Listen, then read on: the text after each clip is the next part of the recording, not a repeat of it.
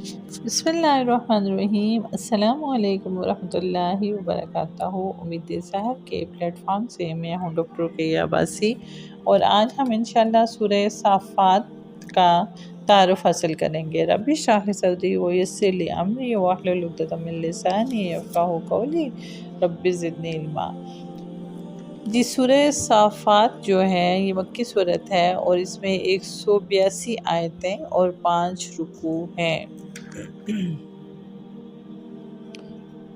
مکی صورتوں میں زیادہ تر اسلام کے بنیادی عقائد یعنی توحید، رسالت اور آخرت کے اثبات پر زور دیا گیا ہے۔ اس صورت کا مرکزی موضوع بھی یہی ہے۔ البتہ اس صورت میں خاص طور پر مشرکین عرب کے اس غلط عقیدے کی تردید کی گئی ہے جس کی روح سے وہ کہا کرتے تھے کہ فرشتے اللہ تعالیٰ کی بیٹیاں ہیں۔ یہی وجہ ہے کہ سورت کا آغاز فرشتوں کے اوصاف سے کیا گیا ہے۔ اس کے علاوہ اس صورت میں آخرت میں پیش آنے والے حالات کی منظر کشی فرمائی گئی ہے۔ کفار کو کفر کے ہولناک انجام سے ڈرایا گیا ہے اور انہیں متنبہ کیا گیا ہے کہ ان کی تمام تر مخالفت کے باوجود اس دنیا میں اسلام غالب آ کر رہے گا۔ اسی مناسبت سے حضرت نوح، حضرت لوط، حضرت موسیٰ علیہ السلام، حضرت الیاس علیہ السلام اور حضرت یونس علیہ السلام کے واقعات مختصراً اور حضرت ابراہیم علیہ السلام کا واقعہ تفصیل کے ساتھ بیان فرمایا گیا ہے۔ خاص طور پر حضرت ابراہیم علیہ السلام کو اپنے بیٹے کو ذبح کرنے کا جو حکم دیا گیا تھا، اور انہوں نے قربانی کے جس عظیم جذبے سے اس کی تعمیل فرمائی، اس کا واقعہ بڑے مؤثر اور مفصل انداز میں اسی صورت کے اندر بیان ہوا ہے۔ صورت کا نام اس کی پہلی آیت سے ماخوذ ہے، وَالصَّافَّاتِ صَفًّا، قسم ان کی جو پرے باندھ کر صف بناتے ہیں، فَالزَّاجِرَاتِ زَجْرًا، پھر ان کی جھڑوک ٹوک کرتے ہیں، فَالتَّالِيَاتِ ذِکْرًا، پھر ان کی جو ذکر کی تلاوت کرتے ہیں، اِنَّ إِلَٰهَكُمْ لَوَاحِدٌ، تمہارا معبود ایک ہی ہے، رب السماوات والارض وما بینہما ورب المشارق، جو تمام آسمانوں اور زمین کا اور ان کے درمیان ہر چیز کا مالک ہے، اور ان تمام مقامات کا مالک جہاں سے ستارے طلوع ہوتے ہیں۔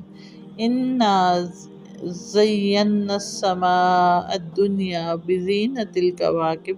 بے شک ہم نے نزدیک والے آسمان کو ستاروں کی شکل میں ایک سجاوٹ عطا کی ہے۔ اللہ تعالیٰ کو اپنی کسی بات کی تصدیق کے لیے قسم کھانے کی ضرورت نہیں ہے، لیکن قرآن کریم میں اللہ تعالیٰ نے مختلف چیزوں کی جو قسمیں کھائی ہیں، وہ اول تو عربی زبان کی فصاحت و بلاغت کا ایک اسلوب ہے جس سے کلام میں زور اور تاثیر پیدا ہوتی ہے۔ دوسرے، جن چیزوں کی قسم کھائی گئی ہیں ان پر اگر غور کیا جائے تو وہ اس دعوے کی دلیل ہوتی ہے جو ان قسموں کے بعد مذکور ہوتا ہے، اور ہمارے لیے جائز نہیں کہ اللہ تعالیٰ کی ذات و صفات کے سوا کسی اور چیز کی قسم کھائیں۔ اکثر مفسرین کے مطابق اس سے مراد فرشتے ہیں جو اللہ کی عبادت کے وقت یا اللہ تعالیٰ کا حکم سننے کے لیے صف باندھ کر کھڑے ہوتے ہیں، لیکن الفاظ میں فرشتوں کا نام نہیں لیا گیا۔ شاید اس کی وجہ یہ ہے کہ اس سے یہ ہدایت دینی مقصود ہے، کسی اجتماعی کام کے وقت لوگوں کا ایک غیر منظم بھیڑ کی شکل میں جمع ہونا اللہ تعالیٰ کو پسند نہیں ہے، بلکہ ایسے موقع پہ صف اور قطار بنا کر نظم و ضبط کا مظاہرہ اللہ تعالیٰ کو پسند ہے۔ اسی لیے نماز میں بھی صف بندی کی بڑی تاکید کی گئی ہے، اور جہاد کے وقت بھی صف بنانے کا اہتمام فرمایا گیا ہے۔ تو خواتین و حضرات، اگر ہم اپنی عام زندگی کا مشاہدہ کریں تو جہاں پہ نظم و ضبط کی بات آتی ہے وہاں پہ ہم دیگر اقوام کی نسبت بہت پیچھے ہیں۔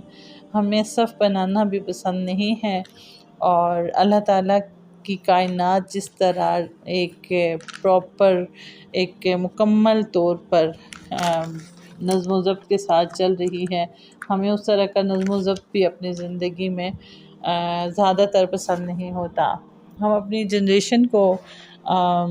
اس چیز کی طرف مائل کر سکتے ہیں، اپنی نوجوان نسل کو اس چیز کی تلقین کر سکتے ہیں اور ان کی کردار سازی میں یہ چیز ڈال سکتے ہیں کہ جس طرح کائنات میں اللہ تعالیٰ کا ایک مکمل نظام ہے، سورج اپنے وقت پہ آتا ہے، چاند اپنے وقت پہ آتا ہے، اور موسموں کا بدلنا، زمین کی گردش اور باقی سارے ستاروں کا نکلنا اور بارش کا آنا، بادلوں کا جانا، ہر ایک چیز میں اللہ تعالیٰ کی حکمت ہے اور اللہ تعالیٰ کا ایک نظم و ضبط ہے۔ تو یقیناً وہ پروردگار ہم سے عملی زندگی میں بھی، قرآن چونکہ عملی زندگی کے متعلق ہے اور زندگی کے معاملات کے متعلق ہے، لہٰذا اللہ تعالیٰ ہمیں نظم و ضبط کے ساتھ اٹھنے کا، بیٹھنے کا، لیٹنے کا، جاگنے کا، سونے کا طریقہ سکھا رہا ہے۔ وہ ہمیں بتاتا ہے کہ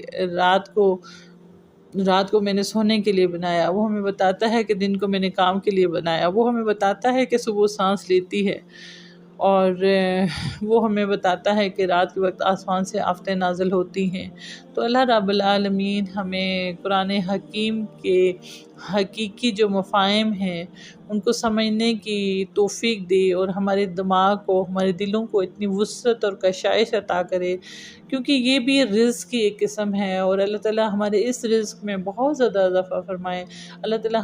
ہمیں علم نافع عطا کریں، ہماری نسلوں کو علم نافع عطا کریں، اور ہمارے اندر یہ جو نافع علم ہے یہ صلاحیت کر جائے، ہمیں بدلنے کا ذریعہ بن جائے، ہمارے دلوں کے بدلنے کا ذریعہ بن جائے، اور اس کے ذریعے ہماری ذات کا کتھارسس ہو، اور اس کے ذریعے ہماری زندگیاں بدل جائیں، اس کے ذریعے ہماری نسلیں بدل جائیں، کیونکہ ایک خدا ہی ہے، جو ایک رب العالمین ہی ہے جو دائمی ہے، جس کو ہمیشگی ہے، اور ہر عروج کو زوال ہے، صرف رب العالمین کے عروج کو کوئی زوال نہیں ہے۔ جب کوئی نہیں تھا وہ اس وقت بھی موجود تھا، اور جب کوئی نہیں ہوگا وہ اس وقت بھی موجود ہوگا۔ تو اس ہمیشہ موجود رہنے والے رب کی طرف پلٹ جاؤ، اس سے پہلے کہ تمہارے دنیا سے جانے کا، دنیا میں جو مہلت رب العالمین نے تمہیں دی ہوئی ہے وہ ختم ہو جائے اور تمہاری دنیا سے جانے کا وقت ہو جائے۔ اللہ رب العالمین مجھے، آپ کو اور سب لوگوں کو قرآن کے ساتھ جوڑ دے، اور ہماری زندگیوں کو قرآن کی تعلیمات سے مزین فرما دے۔ جزاک اللہ خیر، سلامت رہیے اور آسانیاں تقسیم کرتے رہیے۔